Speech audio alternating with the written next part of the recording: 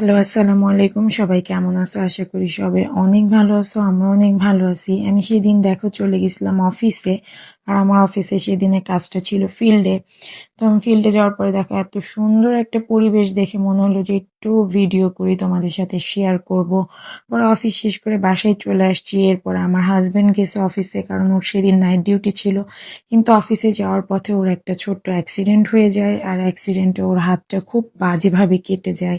ওর 4টা সেলাই লাগছে এখানে, খুব বাজেভাবে কেটে গেছে ওর হাতটা। আর ওর এই অবস্থা দেখে আমার অবস্থা অনেক খারাপ হয়ে গেছিল। পরে আমার বড় আপু আর আমার ভাগনাই ওর সাথে ছিল। বড় আপু পুরাটার সময় ওকে পুরা সাপোর্ট দিছে।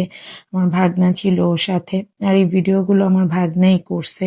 এরপর আমাদের বাসায় সবাই ওকে দেখতে আসছে, মেজো আম্মু, আমার আম্মু, আমার বোন, বড় আপু, বড় ভাবি, ছোট ভাইয়া সবাই আর কি দেখতে আসছে।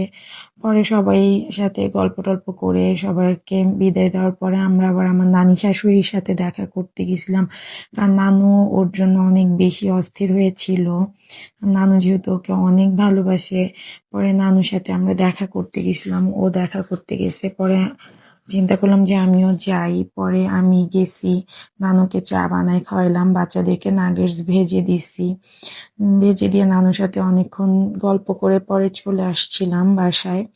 কারণ আর ওইখানে আমার কোনো ভিডিও করা হয় নাই, যেহেতু নানু মানে ক্যামেরা ফ্রেন্ডলি না। পরে আসার সময় এই মোরগটা দেখে আমার অনেক পছন্দ হয়েছিল। পরে চিন্তা করলাম যে না, এখনো অসুস্থ, এখন এগুলো না কিনি। পরে এর পরের দিন চলে যাচ্ছিলাম আমি মিরপুর ওকে ডক্টর দেখাইতে। কারণ আমাদের এখানে ওর এই কাজটা হুট করে হওয়ার পরে আমরা বুঝতেই পারিনি এত ডিপলি ওর এটা কেটে গেছে। পরে আমরা এখানে একটা ফার্মেসি থেকে মানে সেলাইটা করাইছি, কোনো ডাক্তার দেখানো হয়নি। পরে ওকে ডাক্তার দেখাইতে নিয়ে গেছিলাম।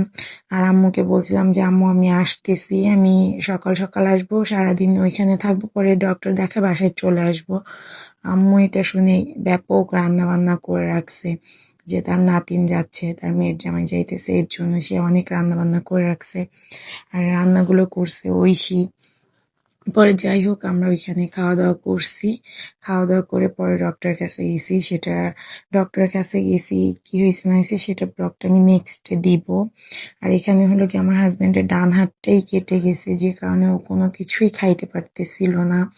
এর জন্য আমি ওকে খাওয়াই দিছি। এই যে ওর প্লেটটা অনেক সুন্দর করে সাজিয়ে নিছি, সব কিছু একটু একটু করে নিয়ে পরে ওকে খাওয়াই দিছি। পরে আমার মেয়েকেও খাওয়াই দিছি, পরে আমি নিজে খাইছি।